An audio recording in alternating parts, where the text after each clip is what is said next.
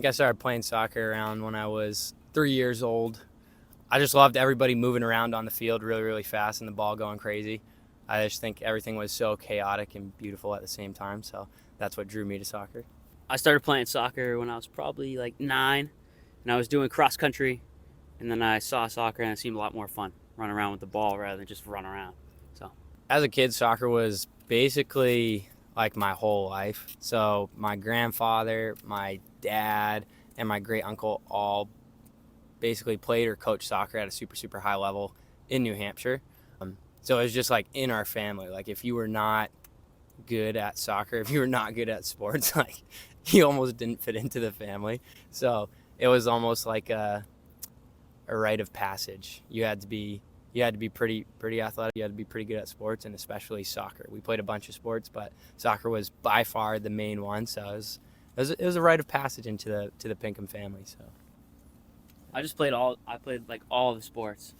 I was the best at soccer. I played baseball and all that, but I was way better at soccer. And whenever my friends would hang out when we were young, gravitate toward playing soccer every single time. That's really what it was. My family was always super, super supportive of me being able to chase my dreams, right? So they would not force me to like work a job, you know what I mean? So they would say, no, your job is training for soccer, right? So they gave me the green light, say, hey, no, this is your dream. We know how much you care about it. Go for it, right? So that was the family side, and it was fantastic. Couldn't have asked for a better family growing up that supported what I wanted to do. When it came to like friends, we had a nasty friend group that all lived in a really, really close like radius from one another. So we were always training together, competing against each other, just kind of like almost like proving like we're gonna work hard together and get really, really far. But like within that group, it's like I'm gonna do more than you. Yeah. Right? I'm gonna run faster than you. I ended up running faster and doing more. Typically, it was me. If I'm being honest, it was typically me. Yeah, I can see that. You know, but there are times where it wasn't me. You know what I mean? That inspired me to be like, oh, shit. Next time. Yeah, now I gotta step up my game. Like, oh, Taylor got me here. You know what I mean? Oh, Ronaldo got me here. Yeah. You know what I mean? Alex Nagy got me here. I gotta get better. You know what I mean? So I think that was probably like universal for the group. It was like oh, like I don't want to got every single time. Right. You know what I mean? So like I gotta put in the work. So it was like skill work, right? Ball mastery, running, fitness, in the gym, playing games, you know what I mean? All that sort of stuff, like trying to take it to the next level. Nutrition. Yeah. I'm going to out-nutrition you. Oh, you get 8 hours of sleep? Well, I got 9 hours of sleep. You know what I mean? So it was like to the sleeping more. to the T as to like what we could compete at, but it was in like a good, healthy way that made everybody better from doing it. Yeah. You know? I would say Chuck Breton played the biggest impact for me personally. He was my express coach when I first started taking soccer kind of seriously. And then obviously he started the original Samba. He just was always drilling into our head that being positive is super, super important rather than getting upset with your teammates and yelling and barking at them. I try to take that kind of my whole soccer career where everything is constructive criticism with like a fun twist on it rather than actually getting upset and mad. But I'd say like the number one thing that I took away from any coach, it was Chuck Breton and always being positive and trying to be like a fun leader rather than the guy screaming at everybody. Because I don't know about you guys, but if someone's like yelling and screaming at me in a game, I kind of shut down a little bit. I don't really care to try for someone like that. But if we can have fun and if I made a mistake, we maybe make a joke about it and we're ready to fix it for next time. That's kind of what he taught me, I think. That had the biggest impact for me for sure. I would say the first coach that I had was actually never my coach, but he was more so of like a soccer mentor, and he was my grandfather, George Pinkham. I grew my love of the game through him mostly, just because of how passionately he loved the game, how passionately he coached the game, how much he wanted to win, not just the game, but like every single little detail of the game. So I think that translated big time for me as to like what I wanted to do with the game and how I wanted to play the game and everything about the game to me. Like it's win at all costs at everything.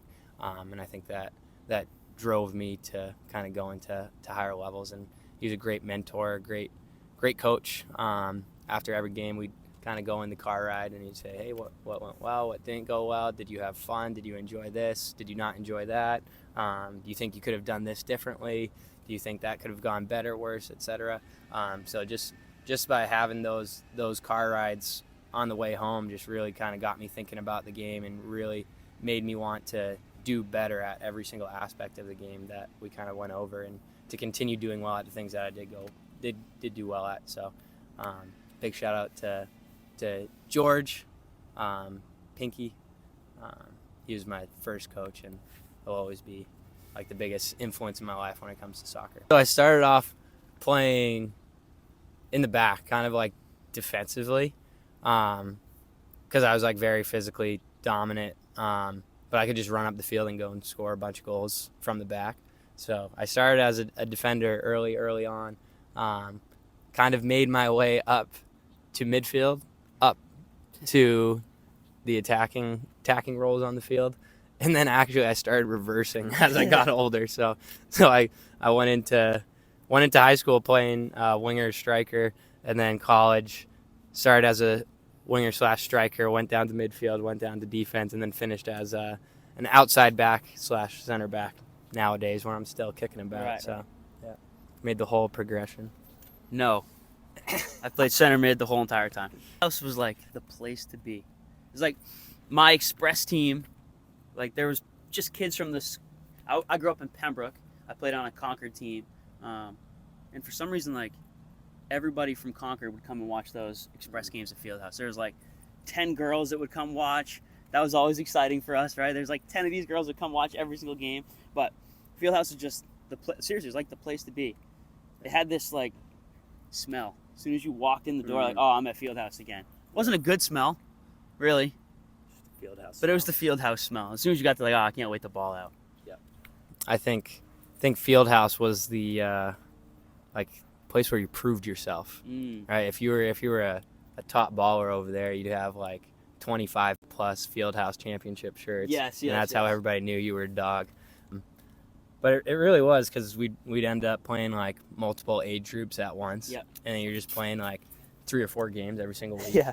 Sometimes you'd like stay and play for other teams, so you'd be there like all day just playing games. So like if you were able to like dominate, you're just winning all the time there. And I think that was the real like I don't know, like a little bit of like a stepping stone into like higher level soccer. Like if you were able to dominate there, okay, now you've kind of earned your way out of New Hampshire, out of like basic soccer in New Hampshire, and now you're like, oh, this guy's actually pretty legit and could do something, you know. So. My favorite part was it was just 5v5, and it was just a big field, and you had plenty of space for someone like me who likes to kind of dribble a little bit. It gave me plenty of time and space to dribble. If you didn't come press me right away, you're gonna get cooked at Fieldhouse, because no bounces, I'm wearing flat bottom shoes. Oh, it was the best. It was the best. Well, I think it was an opportunity for everybody to compete and kind of like showcase themselves against everyone, right? It was predominantly all the players from central New Hampshire that were coming to ball out. So it was like, I don't know, if you're over there, right, you're top dog. It's kind of showing who's the top dog around, versus if there were not in a place where you could do that and compete, it's just like, I don't know, it's not as competitive. Because I don't know, there was always those like rivals that you had at the Fieldhouse, right? Always those rival teams that you're just like, oh my God, I'm going to put the biggest smack down on them, and I'm going to nutmeg their best player. I'm going to make them cry. I'm going to make them never want to come here again. You know what I mean? So it kind of gave you that little edge, that little chip on your shoulder every single time to prove yourself. Like, oh, you think you're the best in New Hampshire? Let's think again. Because that was the only place to go. Yeah, there's that like, was it. Yeah.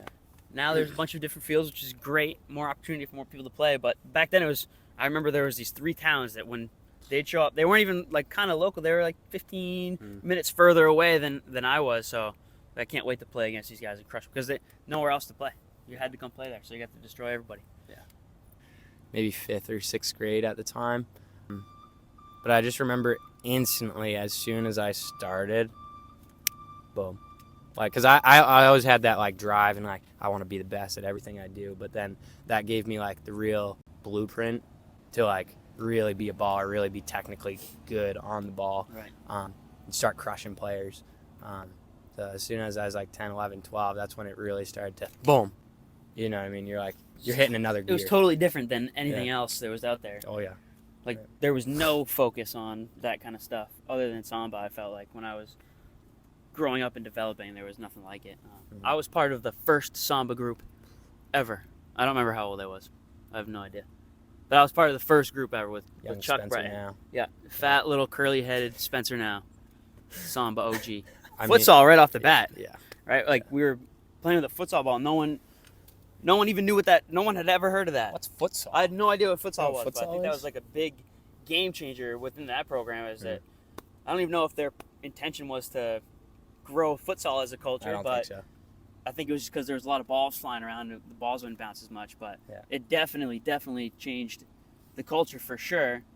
And I think that's what made it the most difference. Like now you can't just rely on kicking the ball as far as you can because it doesn't work with the futsal ball. Now you have to be dialed into the skills. I think that was the biggest difference that I can recall. Yeah, everything was a lot smaller, a lot faster paced. Right. You're just getting so many more touches on the ball. Everything's that much more competitive, you know what I mean? Because there's that many more like duels on the field, 1v1 duels, 2v1 duels. I still remember etc. some of those duels too. Oh, If you're watching this video, you know who you are. Yeah. A couple of these guys got cooked when they were Oh, young. yeah. I'm telling you. Oh, yeah. I still remember them in my head. I remember the game. I remember the nutmegs. It's a mental highlight reel. Yeah. I'll never forget. Yeah. I don't know. It's just like the only thing out there that taught you like the technical portion Right. of the game and like how to be technically dominant. So like pairing that with our already naturally Yeah. gifted athleticism and Yeah. physiques. Yeah. You know, now we're bringing technique into the fold. Right. Right. That was the difference Yeah. maker from Yeah. what we were talking about before, where we just happened to be faster than the rest of the kids. Now we're faster and better. Positivity. Like that was the main thing that I remember from Chuck Breton. I was on his team, and it was the same thing. If your parent was yelling from the sideline, anything at all, you'd be sent out. Right? Your kid wouldn't play anymore if the parent had anything negative to say. If you're in Samba and you're saying something negative, a mean comment or anything like that, you're just out for the session. Yeah. So I think that's the biggest thing, I think. Yeah, I think for me, it really was a ultra competitive environment in which you could make a million mistakes and still be the best player out there. Right? Like it wasn't necessarily about like how good you were. It was about how much you grew and like you were praised for how much you grew, not like how good you were. Right. You know what I mean? So it's like it fostered that environment of let's get as good as we possibly can get, as quickly as we possibly can get, and not only for you but for everybody else in the group, right? Because it was like I think most of the kids in there like truly wanted to be in there, truly wanted to get better, and then if I was seeing somebody that wanted to get better, I was like, oh, they're getting, they're not getting better than me. Yeah. You know, they're not getting better than me. Like, Right. like I got to step it up here. You know what I mean? Then that translated to everyone, and it just started going and going and going and going. And then our environment was just everybody doing that in a positive growth mindset way that just had so many players come into the program and exit the program like insanely different players and people too, you know? Absolutely. Like people and those kind of real world skills that were brought into the environment were also pretty huge. Yes. No. Yes. No. Yes. Yes. So I remember the first time that I played a legitimate futsal game was in, I think it was the Boston Regional. Okay, I remember this Tournament. as well. Okay, yes. That was like my first ever futsal game. And I remember being so excited because in the email that they sent out, they said you have to have non-marking shoes. Yeah. So I was like, oh, my shoes don't say non-marking. This is my opportunity to get a new pair of shoes. Yeah, Yeah. true. Yeah. So I was hyped about that. I was like, I gotta get a What'd new you pair get? of shoes.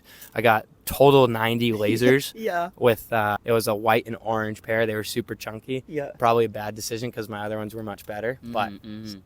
still did decently well. Yeah. I remember most of us were not very well versed in futsal. We still competed because we were good soccer players, but I don't think we were necessarily like a good futsal team. Yeah, I remember.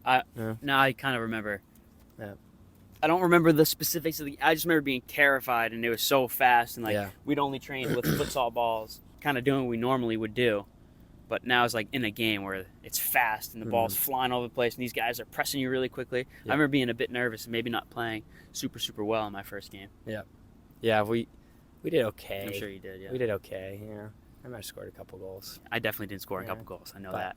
but our team was it was okay. Yeah, we had Taylor on the team, so we were like, mid.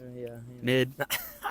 Took me a little bit to like really love the game. Once I got comfortable, I started to love it. At first, it's super intimidating, which I think everybody can kind of take note of. It's like if you're used to just playing big soccer, futsal is hard and scary. But once you get comfortable with it, just like everything that we do with Ensemble, whether it's learning a new skill, once you get comfortable with it, it's like it never even happened. Like now it's just part of your muscle memory and you're good to go. That's how it was for futsal for me as well. Like it was scary at first. So for everybody watching, it's going to be scary at first, but I promise it's worth it. And then it's a game changer. That's like all I think about all day long is futsal and playing futsal. Loved it right off the bat.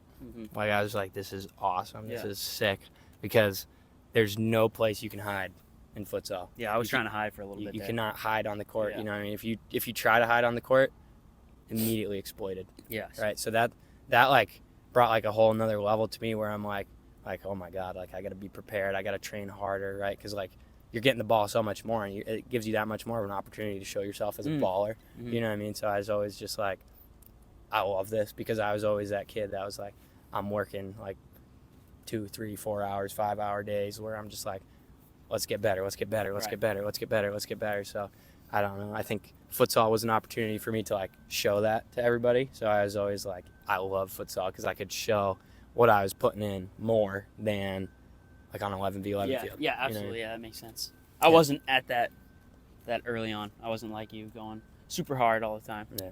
You know, I kind of came a little bit later. Maybe when I was like 16, I started trying a little bit harder. But yeah, I was scared. I was hiding on the court for sure. It's okay. Like we did win our first regionals, but it was terrifying.